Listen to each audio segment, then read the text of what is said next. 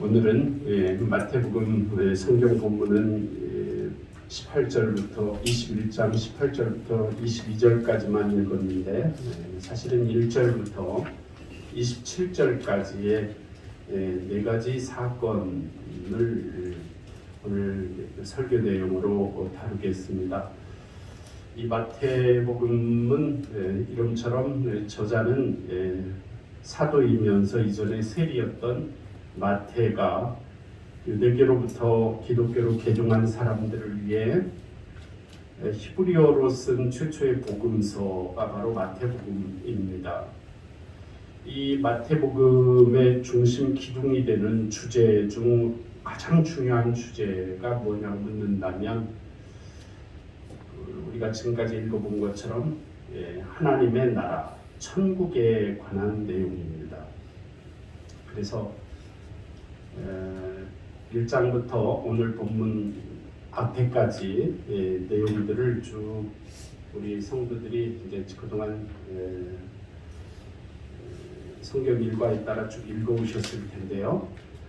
그 내용들을 한번 회상해 보면 그 예수님의 가르침의 중요한 주제는 역시 천국 하나님 나라였고, 구체적인 내용은 도대체 하나님 나라의 의미가 뭐냐, 또 하나님 나라는 어떤 성격을 가졌느냐, 하나님 나라가 어떻게 우리에게 도래하느냐, 그리고 천국 하나님 나라에서 요구하는 것이 무엇이냐, 하나님 나라에 대한 확신을 어떻게 가질 것이냐, 그리고 이 땅에 있는 교회와 하나님 나라의 관계성은 무엇이냐, 하나님 나라를 방해하는 것들은 또 무엇이냐 하는 등등의 내용들이 쭉 기록되어 있고요.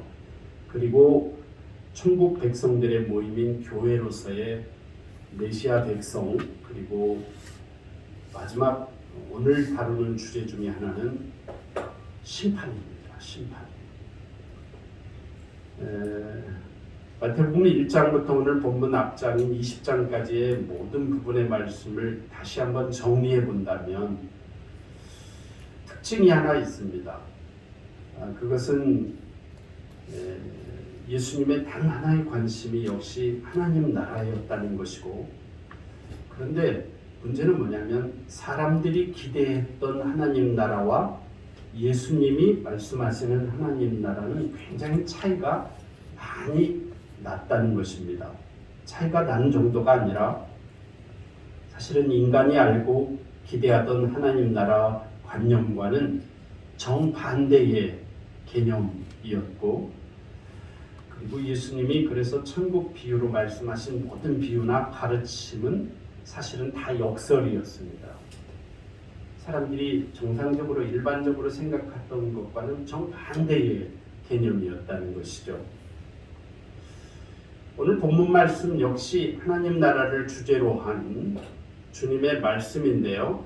사실은 오늘 본문 말씀의 핵심 내용은 오늘 27절까지의 내용을 제가 다루겠는데 네 가지 사건입니다. 그런데 네 가지 사건의 공통적인 주제는 심판입니다. 심판. 아름답고 영화로운 하나님 나라, 그 하나님 나라의 복음이라고 하면 우리는 딱 처음부터 생각할 때 얼마나 고요한 말씀일까, 또 얼마나 평안한 듣기 좋은 말씀일까, 또 얼마나 그 말씀을 들으면 희망이 생길까, 이렇게 기대할 수 있습니다. 위로와 희망이 많이 가득한 말씀이어야 할 것 같은데, 그런데 예수님께서 선포하신 하나님 나라 복음 말씀은 한결같이 역설적인 말씀이었습니다. 그리고 그 내용의 공통적인 중요한 주제 중에 하나는 근본적인 회개를 촉구하는 말씀이었고, 그리고 변화 없이는 이 하나님 나라 백성이 될 수 없다는 가르침이었습니다. 그리고 오늘 본문 말씀 21장에서 강조하시는 주제는 심판입니다. 왜냐하면 하나님 나라에 들어가려면 그릇된 지식을 버려야만 하나님 나라에 들어갈 수 있기 때문입니다. 그릇된 지식을 버려버리고 진리를 담아야 합니다. 익숙하고 이기적인 세속적인 삶의 스타일을 다 버려야 하고, 거룩한 하나님 나라 백성의 삶을 취해야 하기 때문입니다. 참 믿음, 진실한 믿음 없이는 어떤 사람도 이 하나님 나라에 들어갈 수 없다는 것이 주님의 준엄하신 가르침입니다. 오늘 본문 말씀을 포함한 마태복음 21장 1절부터 27절까지의 말씀을 통해 예수님께서는 이 말씀을 듣는 예수님 당시의 이스라엘 백성들의 신앙 행위들을 이렇게 심판하고 계십니다. 믿음처럼 보이는데 믿음이 아닌 것들이었습니다. 믿음처럼 보이는데 믿음이 아니어서 주님께 심판받는 모습이 오늘 본문에 보면 네 장면이 나타납니다.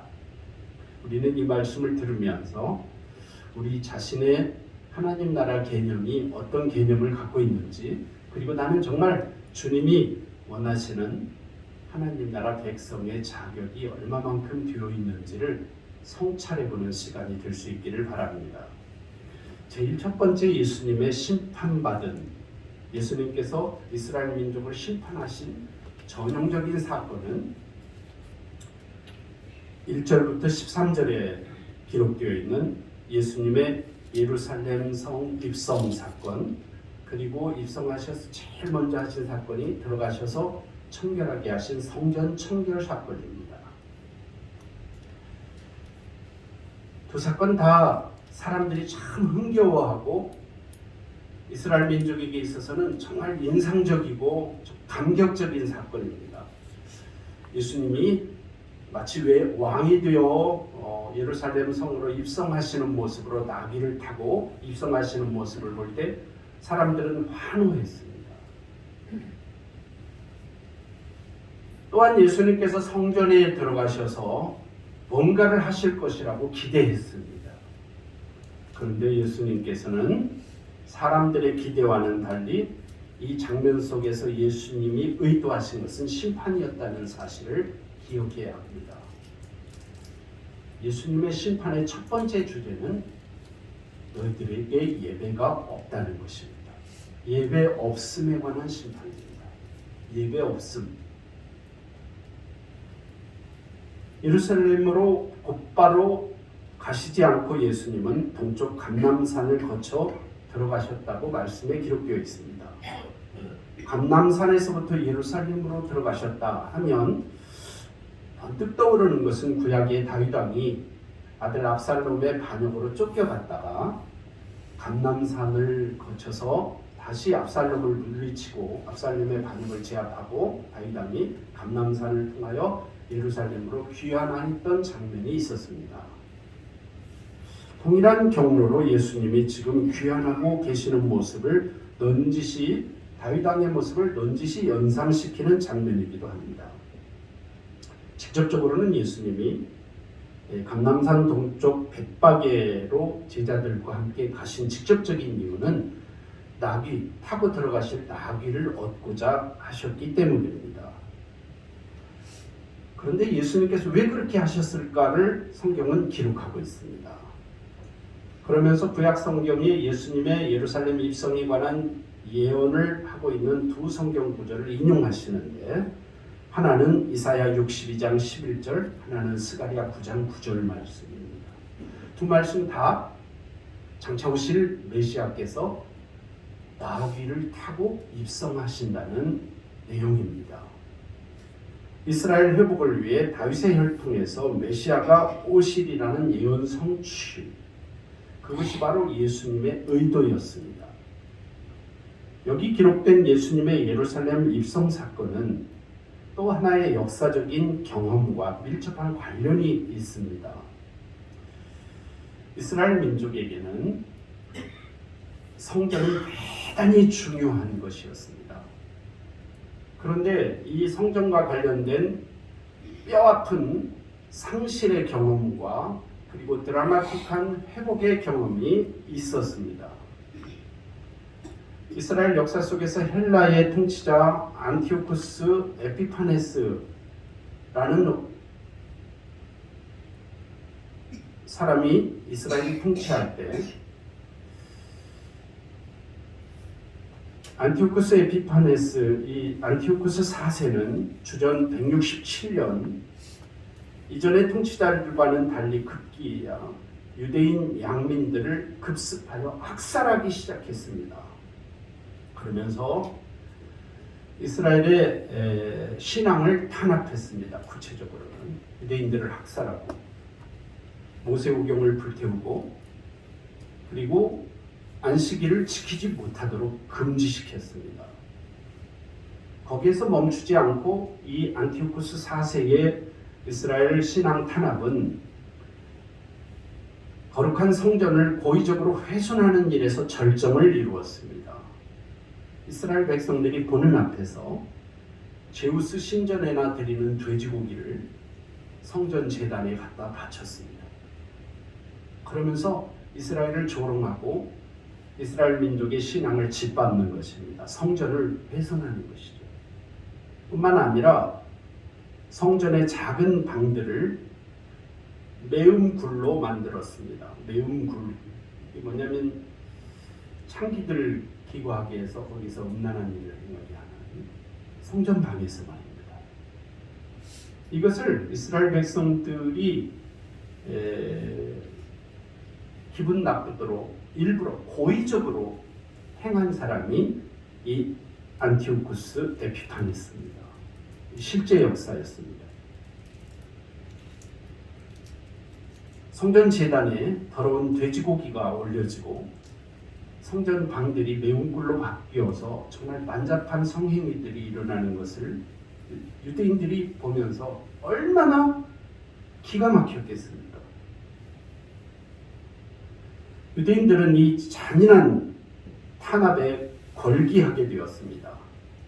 그때 제사장 가문에 마따디아라는 사람이 있었는데 이 사람이 목숨을 걸고 그 아들들과 함께 이 에피파네스에게 저항하기 시작했습니다.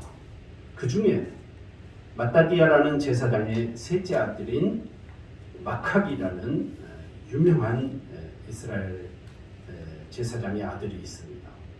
이 마카비는 동료들과 함께 맹렬한 투쟁으로 얼마나 목숨을 걸고 싸웠는지 결국 안티오쿠스 에피파네스가 이 마카비에게 굴복하여 독립을 허락하게 합니다. 그래서 이를 가리켜서 마카비 운동은 이스라엘 역사의 마카비 혁명이라고 부르는 획기적인 사건이 있었습니다. 결국 성전을 되찾게 되죠.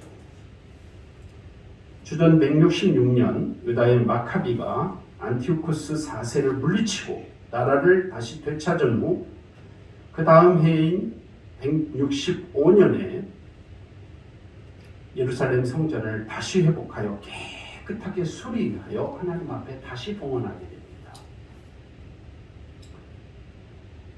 그것이 바로 마카비 축제입니다. 마카비 2서 10장에는 그 축제 장면을 다음과 같이 기록하고 있습니다. 그들은 호산나를 부르며 종려나무 가지를 흔들고 유다 마카비우스 시대 이래 한 번 맛보았던 구속을 내다보았습니다. 이때는 바로 이방의 멍에가 부서진 시대였고 또 왕이자 대제사장인 다윗의 자손이 와서 죄가 없는 온전한 세상을 영원히 세울 때가 된 것이었습니다. 이것이 바로 당시 유대인들의 성전을 잃었다가 다시 되찾았던 드라마틱한 경험이었습니다. 성전 회복에 대한 진한 기억이었죠. 그런데 오늘 예수님께서 예루살렘 성에 입성하시는 사건이 바로 그 회복의 사건을 재현하는 축제의 장면이 된 것입니다. 그래서 유대인들은 환호했던 것입니다. 마태복음 21장 6절부터 9절에 보면 제자들이 가서 예수의 명하신 대로 하여 나귀와 나귀 새끼를 끌고 와서 자기들의 겉옷을 그 위에 얹음에 예수께서 그 위에 타시니 무리의 대다수는 그들의 겉옷을 길에 펴고 다른 이들은 나뭇가지를 베어 길에 펴고 앞에 가고 뒤에서 따르는 무리가 소리 높여 이르되 호산나 다윗의 자손이여 찬송하리로다. 주의 이름으로 오시는 이여 가장 높은 곳에서 호산나 하더라. 이렇게 기록되어 있습니다. 사람들이 얼마나 지금 즐거워하고 기뻐하면서 그 옛날 마카비 축제 같은 기분으로 지금 유대인들이 예루살렘 입성하시는 예수님을 그 장면을 연상하면서 즐기고 있는 것입니다. 그런데 사람들은 이렇게 환호하고 즐거워하며 흥분되어 있는데 오늘 말씀을 보면 예수님의 목적은 좀 달랐습니다. 예수님은 사람들의 목적과 흥분과는 다른 한 예수님의 생각에 집중되어 있었습니다. 오늘 본문 말씀 4절 5절에 보면 이렇게 기록되어 있습니다. 이는 본문 말씀이 아니고 21장 4절 5절에요. 이는 선지자를 통하여 하신 말씀을 이루려 하심이라 일렀으되 시온 딸에게 이르기를 내 왕이 내게 임하나니 그는 겸손하여 나귀 곧 멍에 매는 짐승의 새끼를 탔도다 하라 하였느니라. 나귀의 작은 새끼를 타고 입성하시는 예수님, 바로 이 모습에 예루살렘 성으로 입성하시는 예수님의 목적이 잘 나타나 있습니다. 또한 그 모습 속에는 하나님께서 예수님을 통하여 하나님 나라를 어떻게 통치하시는지가 되어 있고, 그리고 예수님께서 통치하실 통치의 방법도 나타나 있습니다. 그래서 이 예수님께서 나귀의 작은 새끼를 타고 예루살렘으로 입성하시는 이 모습은 계시적 연출이었다고 신학자들은 표현합니다. 이 모습이 곧 계시적 연출이었다는 거예요. 예수님이 이 행위를 통하여 설교하고 계시는 거예요.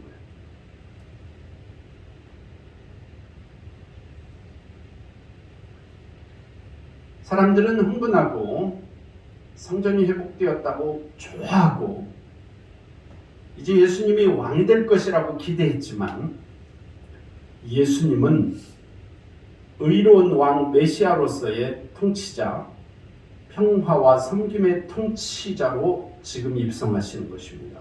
예수님의 목적은 제자들이나 열광하며 따르던 군중들, 당시대 사람들의 기대와 목적과는 전혀 달랐습니다.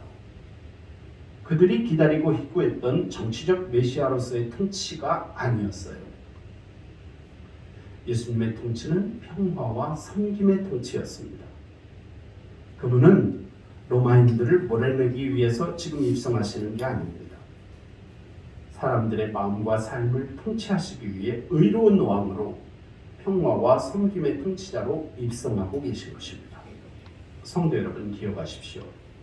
지금 사람들은 온통 즐거워하고 나름의 기대와 소망을 표현하고 있습니다. 그러나 예수님은 바로 그 사람들이 그렇게 귀히 여기는 성전을 뒤집어 엎으셔서 정화하셨다는 사실을 기억하십시오. 그것은 심판이었습니다. 심판. 그 예수님의 성전 청결 기사가 그 다음에 이어지는데요. 예수님이 왜 이 성전을 청결하신 것은 예수님 보시기에 그 사람들이 잘못된 행위를 하고 있는 것 직접적으로는 그것을 심판하시기도 했지만 예수님이 강조하신 것은 너희들에게 지금 예배가 없다는 것입니다. 예배 없음을 심판하신 거예요. 사람들은 분명히 기뻐하고 즐거워하면서 기대하고 있었습니다. 입성하시는 예수님을 환대하는 사람들의 모습은 당시 종교 지도자들을 당혹해 할 만큼 열정적이었습니다. 호산나를 부르며 찬송도 큰 목소리로 불렀습니다. 성전 제사를 위해 많은 사람들이 구름대처럼 몰려들었습니다. 제물로 드리기 위해 제물을 사고 파는 모습으로 분주했고요. 거래를 위해 돈을 환전하는 모습, 모든 일들은 평시 때보다 더 분주하고 또 뜨거운 분위기였음에 틀림없습니다. 겉으로 보기에 성전은 장엄했고 성전 제사를 위해 움직이는 사람들은 생동감이 넘쳤을 것입니다. 그러나 예수님께서 보실 때 그들 속에 예배가 없었습니다. 이것이 예수님이 심판하신 내용입니다. 주님께서 보시기에 그들은 진정한 성전의 가치가 무엇인지 알지 못하는 사람들이었습니다. 진정한 제사, 진정한 하나님 경배자로서의 예배가 그들 속에는 없었다는 것입니다. 성도 여러분, 오늘도 마찬가지 아닐까요? 예수님께서는 그들의 예배 없음을 심판하셨습니다. 저와 여러분의 예배가 어떤 예배인지 돌이켜봅시다. 주님이 정말 말씀하신 신령과 진정으로 드리는 예배를 드리고 계십니까? 저와 여러분의 삶이 진정한 예배자의 삶인지 점검해 보십시오. 진정한 예배자가 되는 것이 곧 하나님의 뜻입니다. 저와 여러분 신앙인의 삶 속에서 예배가 흐트러지면 모든 삶이 균형을 잃어버린 것은 자명한 일입니다. 예배를 잃어버리는 사람이 가장 중요한 삶의 가치를 잃어버린 사람이라 할 수 있습니다. 이것이 첫 번째 심판입니다. 예배 없음에 관한 주님의 심판. 이어지는 14절부터 17절 두 번째 단락에서 주님은 찬양 없음에 대하여 또 한 번 심판하셨습니다. 찬양 없음. 14절부터 17절에 보면 이렇게 말씀이 기록되어 있습니다. 맹인과 저는 자들이 성전에서 예수께 나옴에 고쳐주시니 대제사장들과 서기관들이 예수께서 하시는 이상한 일과 또 성전에서 소리질러 호산나 다윗의 자손이여 하는 어린아이들을 보고 노하여 예수께 말하되 그들이 하는 말을 듣느냐? 예수께서 이르시되 그렇다. 어린아기와 젖먹이들의 입에서 나오는 찬미를 온전하게 하셨나이다 함을 너희가 읽어본 일이 없느냐 하시고 그들을 떠나 성 밖으로 베다니에 가서 거기서 유하시니라. 이게 두 번째 단락입니다. 예수님께 책망받고 심판받은 사람 직접적으로는 대제사장들과 서기관들입니다. 예수님이 지금 이 대제사장과 서기관들이 흥분해서 예수님께 당신 지금 저 사람들이 저렇게 호산나 소리를 지르는 거 듣고 있어? 하고 물었습니다. 성전에 들어와서는 안 되는 눈먼 사람들과 저는 자들이 저렇게 성전을 당신이 인기 좀 있다고 막 따라와서 그래 당신이 지금 고쳐서 저 사람들이 펄쩍펄쩍 뛰고 좋아하는데 이게 진짜 잘하는 모습이요? 하고 묻는 거예요. 그러니까 이 대제사장들과 이 서기관들에게 있어서는 지금 모든 게 못마땅해요. 그래서 15절 끝에 보면 노하여 이렇게 돼 있어요. 분노해. 이 사람들이 지금 막 화가 나요, 속으로. 예수님 앞에서 이 화를 표현해요. 누가요? 대제사장들과 서기관들이. 성도 여러분, 성전 예배가 하나님을 기쁘시게 하지 못했다면 대제사장들과 서기관들의 오늘 본문의 태도는 교만과 불신의 태도입니다. 이 태도가 주님의 심판을 불러왔습니다. 그런데 주님은 이들을 심판하시면서 구체적으로 직접적으로 너희 속에 뭐가 없다? 찬양이 없다. 이것을 심판하셨다는 사실에 주목하십시오.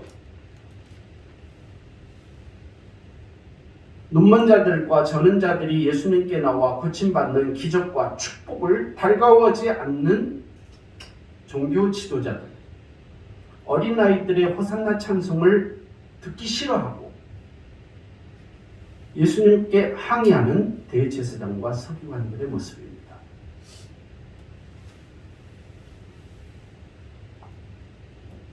예수님께서 16절 이렇게 말씀하셨습니다. 예수께서 말하되 그들이 하는 말을 듣느냐? 예수께서 이르시되 그렇다.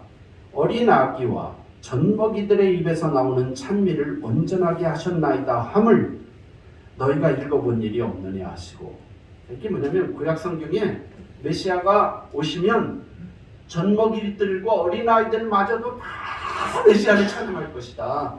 이런 말씀이 있는 거 성경을 읽어봤느냐 하고 반문하신 내용이에요. 이건 책망이에요. 성도 여러분, 하나님의 심판이 누구에게 임했는지 잘 깨달으십시오.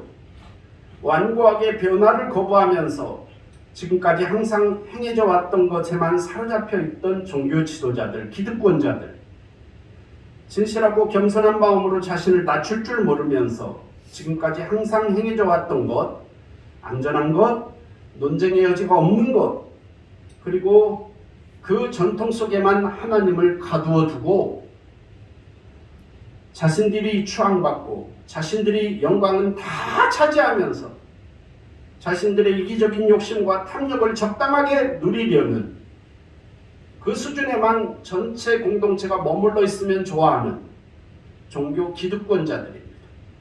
그들이 심판받았다는 것입니다. 온 백성들의 찬양을 날마다 새롭게 좀 더 심오한 찬양이 되도록 인도했어야 할 제사장들과 서기관들이 그렇게 찬양하지 않았을 뿐만 아니라 그렇게 새로운 찬양으로 기뻐하면서 하나님의 영광을 올려드리는 어린아이들의 찬양을 견디지 못하는 사람들이 된 것입니다. 또한 맹인과 저는 사람들이 예수님께 나와 고침받고 새로운 영혼으로 일깨워지는 거듭남의 현장을 보면서 기뻐할 줄 모르고 하나님께 영광 드릴 줄 모르고 오히려 예수님께 나와서 왜 당신은 가만히 있느냐, 이게 옳은 일이냐 하면서 항의했다는 것입니다. 견디지 못하고 있는 거예요. 종교 기득권자들인 제사장과 서기관들, 이 사람들의 불행이 무엇입니까? 예수님이 직접적으로 지적하셨습니다. 그 심령에 진정한 찬양과 경배가 없다는 거예요. 찬양 없음이 심판입니다. 너희 속에 찬양이 없다. 저 어린아이들과 젖먹이들마저 호산나 호산나 찬양하는데 너희 속에는 찬양이 없다는 것입니다. 찬양이 없다는 것, 찬양하지 못한다는 것, 곧 그것은 믿음이 없다는 것입니다. 찬양하지 못한다는 것은 은혜 받지 못했다는 증거입니다. 찬양하지 못하는 사람이 가장 교만한 사람이 되고야만 합니다. 찬양하지 못하는 근본적인 이유가 뭘까요? 내 속에 있는 것을 내려놓지 못했기 때문입니다. 겸손해지는 것은 은혜입니다. 가장 낮아지는 것이 최고의 능력이며 은혜임을 기억하십시오. 이 사람들이 인생에 진정의 문제가 있다면 그것은 진심으로 찬양하지 못한다는 것입니다. 이 사람들이 바로 영적인 불구입니다. 근본적인 장애인들이에요. 예수님 앞에 눈먼 자, 다리 저는 사람들이 나왔는데 이 사람들이 좀 흥분해요. 저는 사람들이 성전에 들어오면 안 된다고. 예수님 보기에는 너희들이 진짜 장애인입니다. 제사장과 서기관들, 너희놈들이 심판받을 놈들이다 하고 찬양 없음에 대하여 심판하고 계십니다. 성도 여러분, 오늘 저와 여러분에게도 마찬가지일 것입니다. 진심으로 기쁨으로 겸손하고 순결한 찬양으로 하나님을 찬양할 수 있는 사람이 되는 것, 그것이 바로 최고의 은혜입니다. 여러분 모두 그런 찬양의 사람이 되시기를 바랍니다. 하나님은 지금 이 순간도 저와 여러분의 형편이 아무리 어렵고 힘겨운 상황이어도 우리 모든 사람에게 저와 여러분의 평생에 저와 여러분의 예배로 저와 여러분의 삶의 모습으로 하나님을 높여드리기를 기대하고 계십니다. 찬양받기 위하여 인간을 창조하신 분이 하나님이셔요. 성도 여러분, 우리 속에서 찬양이 사라지고 저와 여러분 가슴 속에 기쁨과 감사가 식어지는 것을 영적인 위기로 받아들이실 수 있기 바랍니다. 단순한 감정에 치우치는 것을 말하는 것이 아닙니다. 기쁠 때나 슬플 때나 고난의 시간이나 형통의 시간이나 변함없이 하나님을 찬양하는 영혼이 되시기를 바랍니다. 저와 여러분 수중에 돈이 떨어지고 모자라게 되는 것이 걱정이 되는 것보다 저와 여러분의 심령에서 찬양과 기쁨과 감사가 말라지고 적어지는 것이 더 심각한 영적인 위기라고 받아들이는 사람이 되셔야 됩니다. 그래야 참 신앙인입니다. 성도 여러분, 기도로 하나님께 찬양을 올려드리십시오. 노래로 또한 찬양하십시오. 신앙 고백으로 하나님을 찬양하십시오. 하나님과 여러분 자신과의 관계 속에서 순결하고 깨끗하게 찬양하는 시간을 되는 대로 하지 마시고 확보하십시오. 내가 적어도 이 시간은 찬양하는 시간이다. 기도로, 예배로, 또 전도로, 신앙 고백으로, 하나님과 경건의 시간으로 하나님을 높이겠다 하고 확보하십시오. 그렇지 않고는 이 대제사장과 서기관들처럼 되어집니다.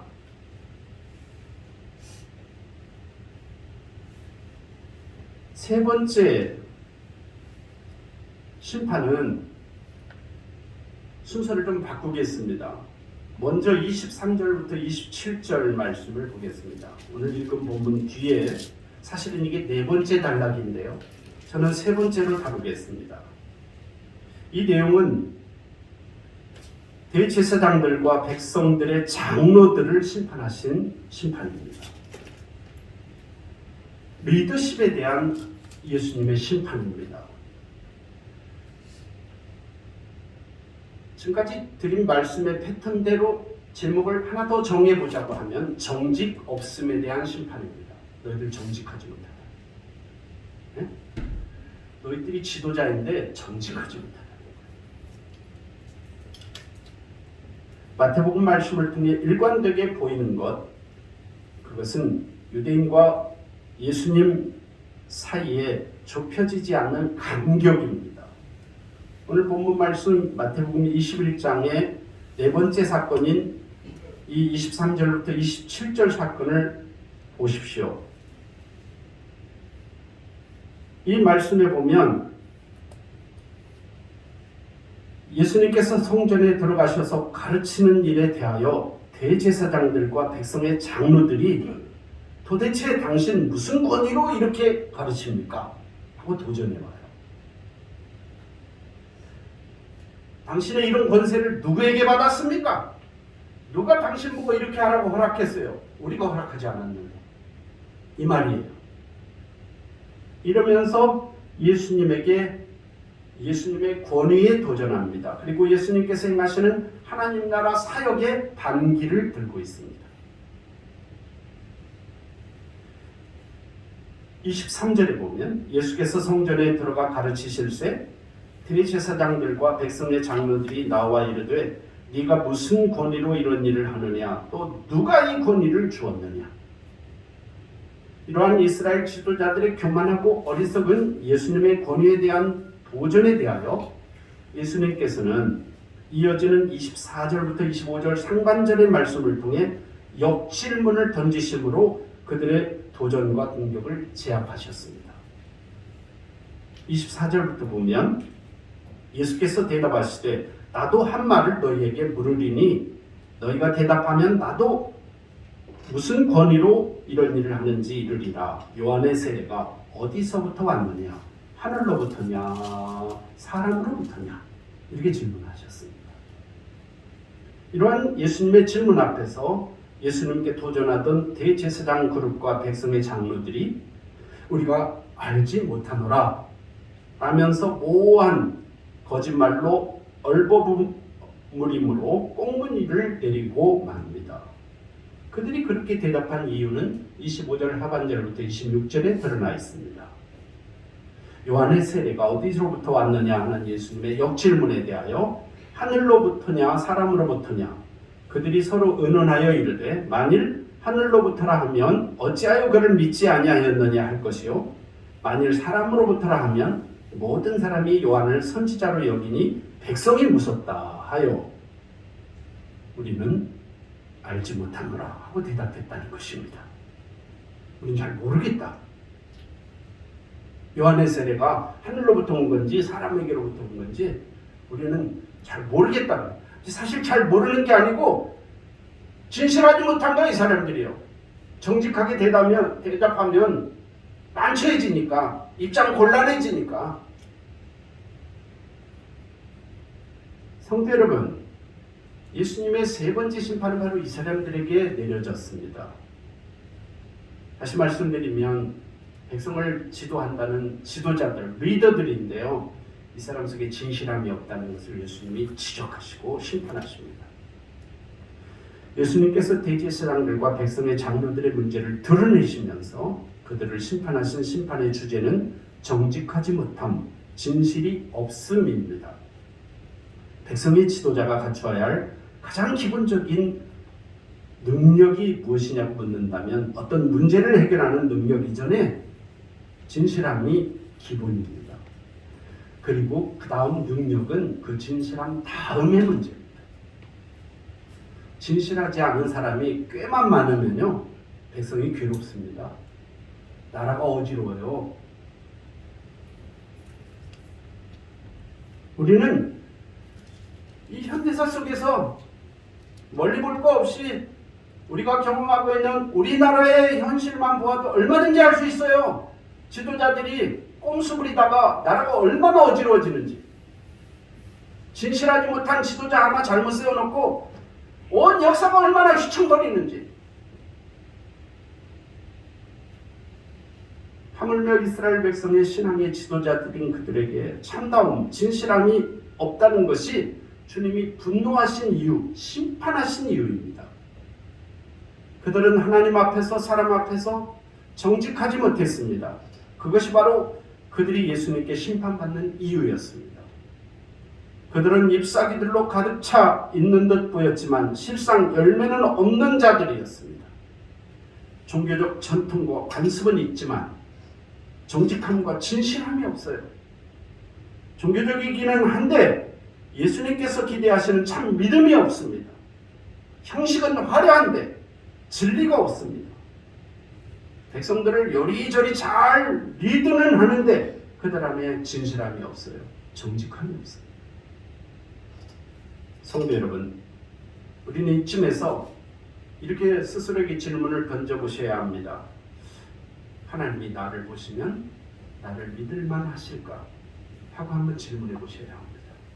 내가 이렇게 예배드리고 이렇게 교회 생활하고 내가 이렇게 하나님 앞에서 기도하고 신앙생활하는 내 모습이 하나님 보실 때 하나님이 이런 나를 보셔도 믿음직스럽다 이렇게 하실까? 성도 여러분, 참 두려운 문제입니다. 누가 하나님 앞에서 두렵지 않을 수 있겠습니까? 모든 만물과 모든 생명, 모든 존재가 하나님의 심판 앞에 서면 모두 다 떨게 될 것입니다. 이 근본적인 두려움을 극복하는 유일한 길, 그것이 어디에 있고 무엇일까요? 하나님은 성경 말씀을 통해 오늘도 우리에게 확실히 가르쳐 주십니다. 그 길은 예수 그리스도 안에서 얻게 되는 믿음뿐입니다. 우리 인간편에서 이 신앙마저 믿음까지도 형식적이고 일반 종교적인 수준에 머무르는 사람이 되어서는 안 된다는 것이 오늘 예수님의 심판 말씀의 주제입니다. 참 믿음, 진실한 믿음의 사람으로 변화되지 않고는 아무것도 안 됩니다. 진실하려고 노력하는 사람이 되는 것은 물론이고 나아가서 진실이 자연스러운 사람, 진실이 기쁨인 사람이 되라는 것이 하나님의 뜻입니다. 진실한 사람이 되면 우리가 그렇게 원하는 자유로운 사람이 될 수 있습니다. 진실한 사람이 되면 죽음도 두렵지 않아요. 세상이 아무리 거짓되게 돌아가도 진실한 사람은 당당해요. 진실이 없기에 확신이 없고 진실하지 못하기 때문에 유혹이 많고 번민이 많은 거예요. 우리는 경험적으로 다 알고 있습니다. 내가 얼마나 진실에서 멀어져 있는지를. 그렇습니다. 우리 모두는 도덕과 윤리로 구원받을 수 없음을 수도 없이 많이 배웠습니다. 만약 도덕과 윤리로 인간이 구원받을 수 있다면 이 땅에 기독교 믿음은 필요하지 않겠지요. 그러나 성경은 분명히 우리에게 이렇게 기록하고 말씀하고 계십니다. 하나님께서 이렇게 말씀하십니다. 다른 이로서는 구원을 얻을 수 없나니 천하 사람 중에 구원을 받을 만한 다른 이름을 우리에게 주신 일이 없습니다. 성도 여러분, 우리가 예수님을 믿는다는 것은 이 말씀의 주제대로 다시 해석한다면 진실함을 다시 되찾는 일입니다. 예수만 믿는 일이에요. 예수 믿는 데는 진실해지는 거예요. 하나님 뜻 앞에, 말씀 앞에, 성령의 이끄심 앞에 진실해지는 거예요. 진실함을 아는 것에 머무르지 않고 진실한 사람으로 변화되어 능력 있게 살아가는 것이, 그것이 바로 자유함입니다. 이 자유함은 진실함의 능력입니다. 진실하기 위해서는 진리가 무엇인지를 알아야 되고 그 진리를 내 것으로 삼아야 됩니다. 성경이 말하는 유일한 진리가 뭡니까? 예수님이 이렇게 말씀하셨습니다. 내가 곧 길이요 진리요 생명이니 나로 말미암지 않고는 아버지께로 올 자가 없느니. 예수 그리스도가 진리입니다. 이제 예수님의 마지막 심판, 잠깐 미뤄뒀던 18절부터 22절 오늘 우리가 읽었던 본문 말씀입니다. 잎사귀밖에 아무 열매도 없는 무화과 나무를 저주하신 저주 사건입니다. 저는 이 사건이 오늘 하나님께서 이 설교를 통해 저와 여러분에게 주신 말씀의 결론으로 삼고 싶습니다. 열매 없는 거짓된 삶과 믿음에 대한 심판입니다. 진리 없는 종교는 그 종교가 아무리 거창하더라도, 역사가 아무리 길더라도 심판받습니다. 잎만 무성하고 열매가 없는 무화과 나무를 예수님께서 저주하셔서 말라 죽게 만드신 이 예수님의 행동에 대해 많은 논란과 또 공격이 역사적으로 있어 왔습니다. 예수님이 어떻게 이렇게 화를 내셔? 예수님이 어떻게 이렇게 성질을 부리시고, 예수님이 어떻게 무화과 나무에 열매가 없다고 저주하셔서 이렇게 짜증을 쉽게 표출하시고 분노를 발하셔서 이렇게 무화과 나무가, 푸르 청청하던 나무가 즉시 말라 죽게 되었다고 본문에 되어 있어요.